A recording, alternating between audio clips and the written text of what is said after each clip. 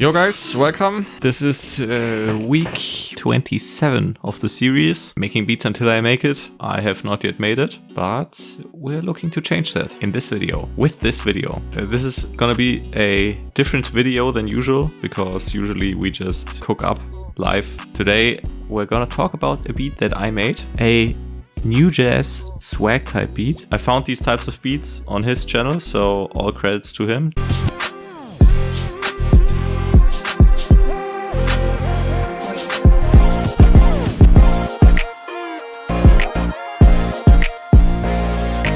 Yeah, so I think you get the idea. It's basically a swag type beat with new jazz elements. It's kind of hard figuring out what I have to do when trying to make these types of beats, because there are actually almost no tutorials on YouTube regarding these new jazz swag type beats. So I want to talk about it a little bit. Keep in mind though that I've been making these types of beats since yesterday.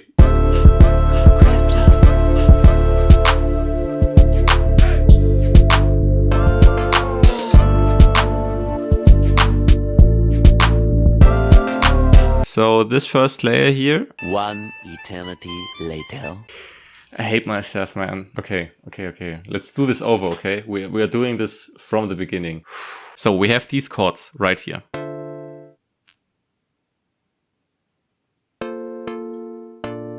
It kind of catches more the new jazz feeling than the swag feeling for me. So usually swag type beats are very synth heavy. They have these vintage sawish pads. At least that's how I would describe it. But I don't know, I was going for something a little bit different just because I wanted to. Let me just explain real quick what my thoughts are behind these chords. I'm gonna explain this regardless of the scale you're in. If you're using a minor scale, as I am, then this chord progression is basically just the root note, and I built a minor ninth chord. Then we have this chord right here. It's basically a major ninth chord, so it's also 5 notes. I'm not gonna go too much into detail about music theory here, so this is an A sharp major ninth chord. But I deleted this D right here. Yeah, that's how you get this chord. It's basically the 6th of the scale. Then I made another A sharp major ninth chord. But instead of using this note here, I pitched this one up. Don't know why, it just sounded good to me. Creates a little bit more tension, or yeah, tension, I don't know. And this right here is just a minor ninth. Oh, it's a minor 7th chord basically. So this right here is a minor 7th chord. And then I cloned this C basically and pitched it up an octave. And that's how I built these chords. So it's a 1, 6, 6, 5 progression. Okay, for the effects, these plugs, they have some distortion and some equalizing to get rid of the low end. I don't know, I like these cheap sounds in my beats. That's kind of a big part of new jazz to me. This pad just has some equalizing. I wanted to have more of this high end, and I got rid of all the low end that we don't need. And then I routed both of them to this reverb channel with which has black hole. Makes the whole thing a little bit bigger. We're gonna talk about the next layer. These are basically the exact same chords that play here. Fuck me, let me just copy it over because my English is fucking letting me down. So as you see, it's just, you see it, yeah? You see it right here on the screen. I'm not gonna keep on struggling. That's all that needs to be said for this layer. Let's go to the next layer. This is very important. Like, the lead sounds are an integral part of new jazz, and they are also a big part of this genre. It's kind of hard to nail these. I'd recommend you listening to more beats by Borgiolini. I'm gonna link 2 or 3 of them in the description below. That way you have more examples of what I'm trying to do here.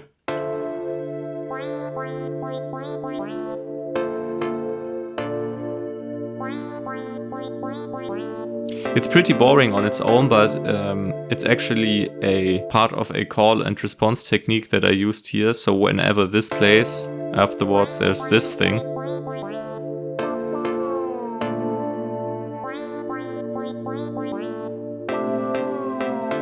And I like the combination of the two. So let me just show you all the presets that we talked about so far. This is a little bit all over the place, but I'm trying to show you everything. So the plugs that I used are these white plugs from Synology. The pad that I use for the chords is the AX Hollow pad from Synology. Purity is a Verifier plugin for lead sounds. So this right here, so this one is from Purity and it's the ducking lead. This lead right here is from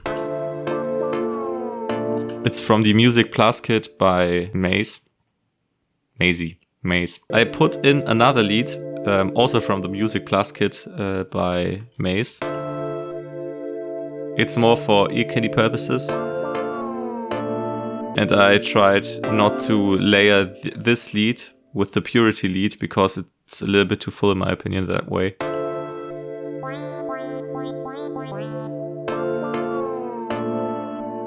It's doable, but I like to keep a little bit more space in my beats. That's all we have to talk about for the melodies. Let's just go into the effects. I forgot to talk about the mixing of one of the leads. So this lead.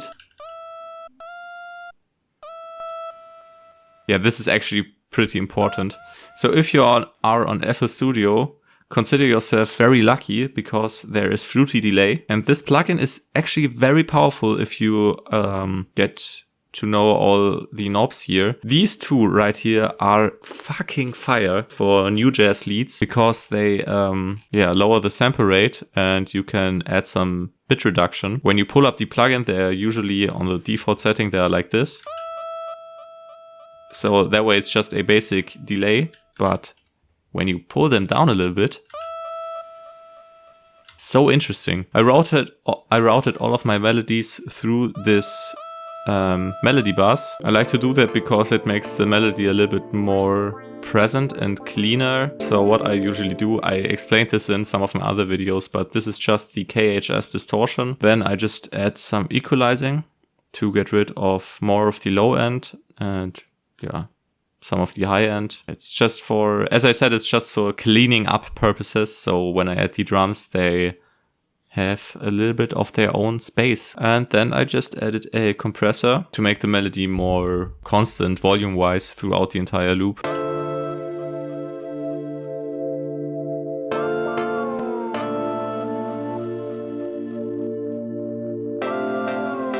It's just a little bit more presence in the high end now. Okay, then I added this, what I did first is I added the kick and the clap. Yeah, just to get the bounce right. So as you see, I added the kick as well as the clap directly into the playlist, which is something I usually avoid doing because I just don't like the workflow of that. But someone said that specifically in these swag type beats, it's crucial to put the kick into the playlist. So I just did it. Not a single thought behind all this, but what I am gonna say is you can be a lot more hands-on with all your one-shots. So this kick sound, for example, I cut it off at some parts. So it's just a little bit shorter and you can't really do that within the, piano roll. However, if you really do not like this workflow, what you could do is just add the kick, in here, basically. And then you can play around with the envelope. So pulling all this down, except for the hold.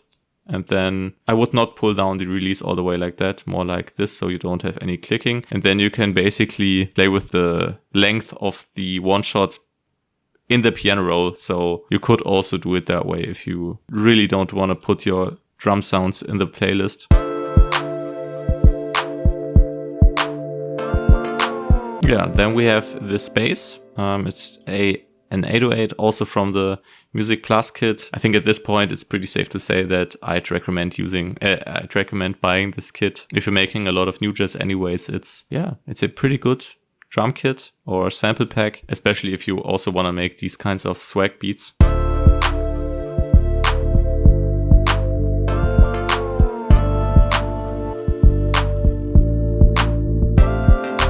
I do not want to talk about this layer too much because I did not really think about what I was doing. I just put in whatever note felt right to me. Throughout the parts, I have this exact same bass preset or this exact same bass one shot, but I just made it a little bit simpler.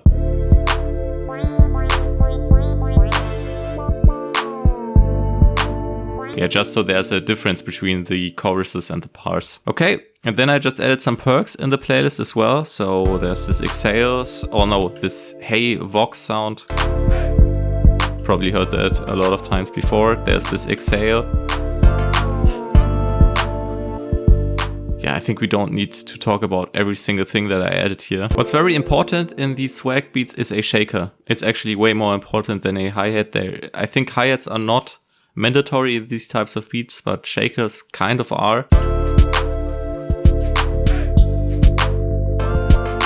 Okay, what else can we talk about here? There's this riser sound.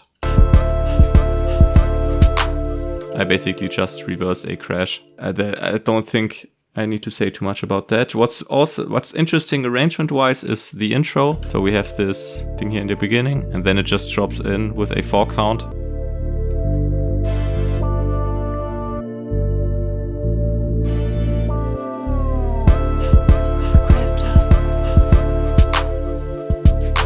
I think that's basically it. The last thing that we need to talk about is the master. So it's just a parametric EQ to boost a little bit of the low end and a little bit of the high end. That's not the most important part though. The most important part about this master preset is the soft clipper on the default settings. And this is the most important knob of the entire beat in my opinion, because I use this out gain knob to push the entire signal into the soft clipper, and that adds this crunch to the beat. Okay, I have to stop talking now because I'm pissing myself off and I'm exhausted from trying to explain all this stuff. Thank you for staying until the end of this. Let me know in the comment section below what you think of all this. If you like this video, consider to like the video and subscribe to the channel if you're not yet subscribed. Stay great.